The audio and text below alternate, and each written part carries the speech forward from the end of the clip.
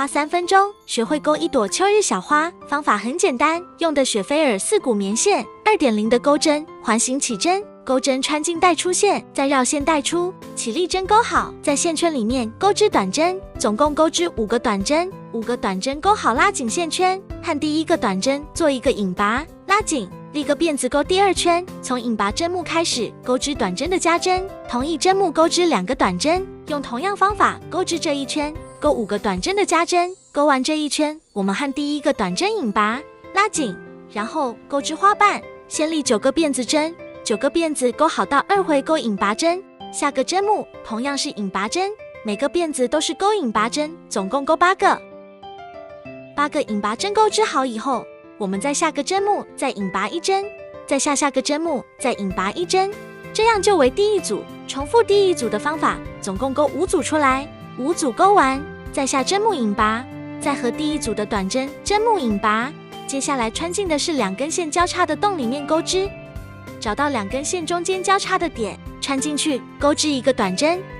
接着第2个交叉的点钩个中长针，继续第3个针目里面钩织1个长针，然后绕线2圈，穿进交叉点里面钩织长针，下针目也是长针，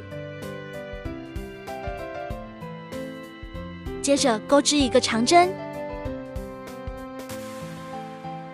下个针目钩织1个中长针，最后这个针目钩织1个短针，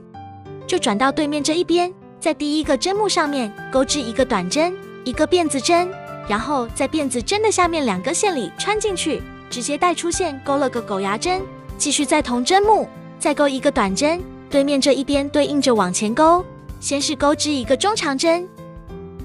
中长针钩完，接着钩织1个长针，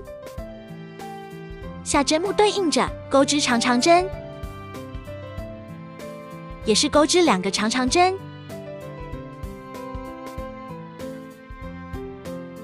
下一针目钩织1个长针，接着再钩织中长针，最后一个针目穿进去，钩织1个短针，这样一个花瓣就钩织完成。我们扣1个针目，再下个针目钩个引拔针，转到第2组这边，也是在2根线中间的位置去钩织，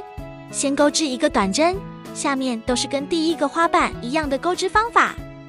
重复钩织5个花瓣出来，第5个花瓣也钩织完成。我们和最后这个针目引拔，拉出线剪断，多余的线隐藏，拿出花心穿进中间，也可以用结丽绣的方法绣花心，再到花瓣中间涂点颜色，一朵秋日小花就钩织完成。喜欢就动手试试吧。